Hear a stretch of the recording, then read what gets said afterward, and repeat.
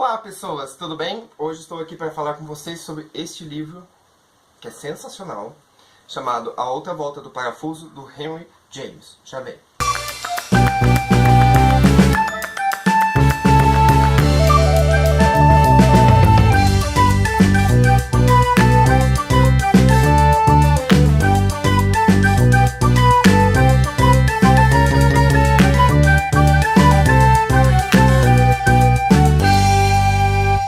Se você acompanhou meus últimos vídeos, eu comentei que tive que ler este livro para a faculdade, no segundo semestre do curso de Letras, na disciplina Introdução aos Estudos Literários 2, que eu tive aulas com a professora Viviane Bossi, que é sensacional. Aí, seguinte, embora tenha sido uma leitura ordenada, né, posso dizer assim, que a professora passou, obviamente, fazia parte do curso, foi uma leitura sensacional. Porque isso daqui faz a gente pensar várias coisas sobre o que a gente lê hoje em dia. Essa obra, do Henry James, é de 1898, então é um pouquinho antiga, só de leve. Mas ela foi proposta justamente... Mas assim, quando você lê, você começa a questionar, será que essa pessoa está falando a verdade? Posso desconfiar do narrador? Ou eu posso acreditar no narrador? Não sei. Mas assim, ó, é basicamente isso que você fica na cabeça enquanto está lendo o livro, eu acredito que com uma certa orientação.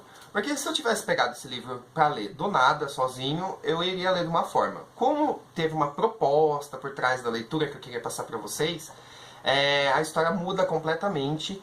E quantas vezes você lê, com as propostas que você lê, a história vai mudar. Então vamos falar da história. A história de uma governanta que foi contratada para cuidar de duas crianças, o Miles e a Flora, em uma mansão gigantesca, numa daquelas casas de filme, sabe? Aquela casa gigantona, com floresta em volta, um lago. É isso. A casa é maravilhosa. Ela é muito bem recebida nessa casa quando chega, pela senhora Gruz, que é mais ou menos a administradora do lugar. E assim... Você vai acompanhando a evolução dessa personagem, dessa governanta, que até onde eu lembro não tem o nome dela aqui dentro. E é ela que narra toda a história pra gente. Você vai acompanhando a evolução dela e como até o cenário muda de acordo com as experiências que ela vive nessa casa. Mas que experiências são essas? Fantasmas, isso mesmo, fantasmas. Vamos ser curtos e grossos. Seguinte, pode ter spoilers esse vídeo, mas assim, você vai entender o porquê. Vamos explicar então o que acontece. Ela chega na casa, super bem recebida, ela tá toda ansiosa para chegar naquela mansão. E quando ela chega, ela é extremamente bem recebida pela Flora, que é uma menininha bem novinha, e a senhora Gruz. Ela até acha meio estranho, falou assim, nossa, uma recepção dessa, tô me sentindo uma rainha, uau, né? Mas não. Ela é super bem recebida, ela é celebrada quase com festa, se tivesse festa naquela época. Uma festona, ela ia ser recebida como uma festona, obviamente. E logo depois entra na história o Miles, que é o irmão da Flora, um pouquinho mais velho. Ele foi apresentado pra gente como um garoto problema, que foi expulso da escola, que não ia poder mais voltar, e começa a ter aquele impasse. Como vamos tratar o Miles, sendo que ele é tão pestinha? E ela é dissuadida dessa informação logo de cara. Ela recebeu uma carta do diretor da escola falando que o menino foi problemático, blá blá blá blá blá blá. E ela não acredita na carta, ela prefere deixar a cartinha ali. Lembrando que assim, existe uma condição para ela estar lá, que ela não pode incomodar o tio das crianças. Ela tem que dar conta do recado, e não pode incomodar ele de jeito nenhum. E ela faz isso até o fim do livro, que é trágico. Não vamos falar de livros bonzinhos, né? Esses dias, inclusive, eu tava olhando pra essa prateleira e falei assim, gente, eu preciso de um livro mais... Ai, meu Deus do céu, eu preciso de um livro mais tranquilo pra ler, porque, meu Deus do céu, eu li esses dias, que é o próximo vídeo que eu vou fazer, antes de nascer o mundo do Miyakoto, e falei assim, meu Deus do céu, chega de desgracença pra essa cabeça, não dá. Enfim, tem um motivo também porque eu tô gravando esse antes, ops. Aí, voltando à história, porque já, né, já fui. A governanta da casa, que é quem é a narradora, ela vai descrever a aparição de dois fantasmas, o Kint e a senhorita Jessel, ou Gessel, né? Isso me lembra a Jessie do Pokémon.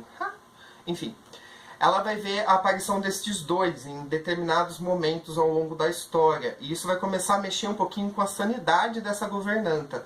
Ela não sabe se aquilo que ela está vendo é realmente verdade ou não, se eles têm ou não alguma influência sobre as crianças, e por aí vai. E o bacana é que, assim, quem determina se é verdade ou não os fantasmas, se eles têm influência ou não nas crianças, se, enfim, se é ilusão dela, se ela é uma esquizofrênica, se a governanta é louca, é você, leitor. E isso aqui é sensacional nessa obra. Como eu comentei, o propósito dela, eu acho que não o propósito que o Henry James tinha quando a escreveu, é justamente fazer você questionar a veracidade dos fatos que o narrador coloca. Vamos lá então explicar isso. Como eu comentei, este livro ele é narrado em primeira pessoa, quando começa a história da governanta. Antes tem uma pequena introdução, tem algumas pessoas numa sala de estar conversando sobre histórias de terror. Eis que um dos caras que estão lá, ele fala assim, a história que eu vou contar, que eu tenho pra contar, vocês nunca viram, vão deixar vocês de cabelo em pé. Né? Aí vem uma história do Zé do Caixão. Enfim, ele fala isso, deixa-se entender que ele teve uma relação amorosa com a governanta e ela deixou os papéis dessa escrita, esse relato que está aqui pra ele. E aí começa a história. Nunca mais vamos ouvir falar desse grupinho que estava lá no começo.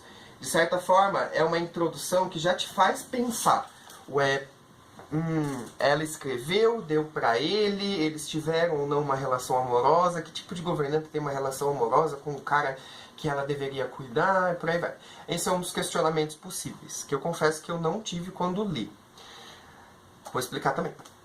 Aí começa toda a narrativa dela. Ela se mostra uma pessoa super humilde, que veio de uma origem pobre, lá da Inglaterra, que ela ficou super maravilhada com o cenário que ela viu, como eu já disse, aquela casa, aquele lago, aquela floresta e por aí vai.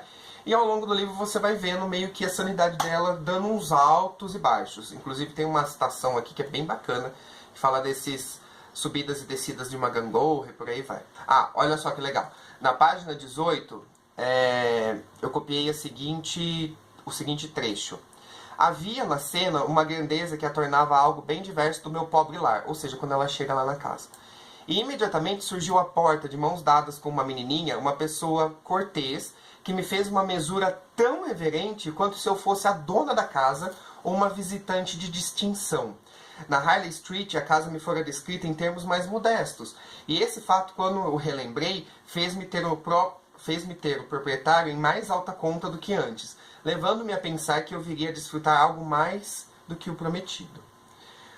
Aí ela fala um pouco do quarto que ela estava. O quarto espaçoso e imponente, um dos melhores da casa, a enorme cama de baldaquino, quase digna de um rei, as abundantes colgaduras estampadas, os espelhos compridos nos quais pela primeira vez pude me ver da cabeça aos pés. Todas essas coisas pareciam, tal como o encanto extraordinário de minha pupila, a Flora, vantagens adicionais. Tem várias coisas que ela vai falando aqui, que como eu já disse, vai mostrando quão pobre ela é e quão impressionada ela ficou com aquela casa. Aí a questão é a seguinte, você, leitor, precisa dar um voto de confiança nela ou não? Eu, quando li, eu confesso pra vocês que eu fiquei do lado dela, e eu acreditei em tudo que ela disse nessa obra. Porém, lá na disciplina de estudos literários, a gente teve um dia para discutir esse livrinho aqui. E foi sensacional. A professora dividiu em grupos e a gente tinha que conversar entre nós ali o que a gente achou da obra, qual era a nossa visão. Eu lembro que eu e mais 3 pessoas nos reunimos, éramos um grupo de 4, e só eu fiquei a favor dela. Os outros 3 massacraram a coitada da governanta. Tadinha dela. Tô brincando. Porque assim, eles tiveram uma visão da obra totalmente diferente daquela que eu tive. E isso foi genial. Porque assim, um deles, eu lembro que me falou o seguinte, que ela era uma esquizofrênica e pedófila. Que ela abusava das crianças com as quais ela tinha a obrigação de cuidar. Tem uma parte do livro que dá a entender isso. Assim como eu já disse pra vocês, aquela introdução dos caras lá conversando sobre histórias de terror. Então tem algumas informaçõezinhas que te levam para esse lado. Eu apostei a minha interpretação nessa parte que eu acabei de ler pra vocês, que ela era pobre, ela era toda humilde, ela teve uma visão toda espetacular daquele lugar. E ao longo do livro, essa visão vai mudando de certa forma, mas não deixa de, pra mim, não deixa de mostrar o quanto ela era suscetível ao meio que ela tava. Porque ela ia mostrando toda a fragilidade dela, o quanto ela estava ficando quase que insana com aquelas aparições de fantasmas, preocupadíssima. Mas a todo momento eu interpretei isso como se fosse uma preocupação de uma pessoa extremamente responsável por aquilo que ela foi contratada para fazer, ou seja, cuidar das crianças. Então ela colocou as crianças acima de tudo e encarou aqueles fantasmas, encarou aquele medo com muita coragem. Então assim, como eu já disse, são várias interpretações. Se você vai ler este livro, eu não vou falar o final, então é o único spoiler que eu não vou dar. Mas se você vai ler este livro, depois volta aqui e conta pra mim o que você achou. Eu publiquei uma resenha no site do canal Marca Páginas, que vai aparecer o endereço aqui embaixo, como sempre, ou lá no final do vídeo, se eu ficar com preguiça de pôr aqui. Uma resenha que eu tive que entregar e a professora me deu uma linda nota 10. Desculpa, tô brincando. Só que assim, na resenha eu coloco a minha visão. Eu até pedi para uma das pessoas que estava no meu grupo passar a resenha dela. Se eu conseguir pegar essa resenha, eu coloco também, porque a dele, extremamente bem escrita, ele colocou essa outra interpretação que diz que a governanta era do mal. Ela era pedófila, ela era esquizofrênica e por aí vai. E é bacana você se atentar a isso nessa obra e ler ela mais de uma vez. Eu ainda vou para a segunda, para você ver como a narrativa pode influenciar a sua visão sobre a história que é contada. Isso, obviamente, nos faz pensar na nossa vida, não é mesmo? Se a gente lê só um jornal, a gente fica influenciado por aquele jornal.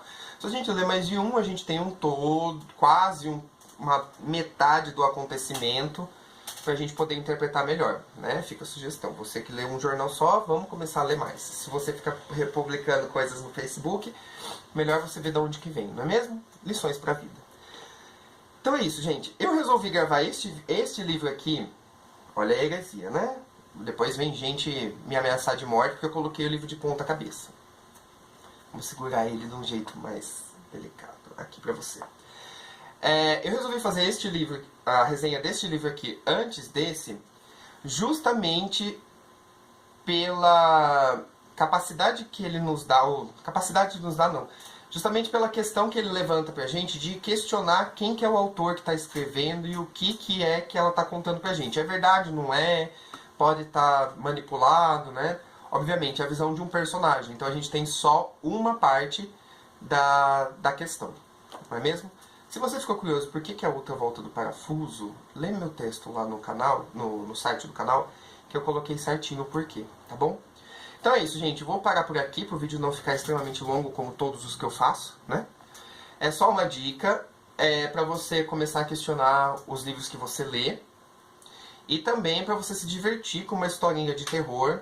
Historinha não, uma senhora história de terror que faz você começar a questionar. E aí, era verdade ou não era?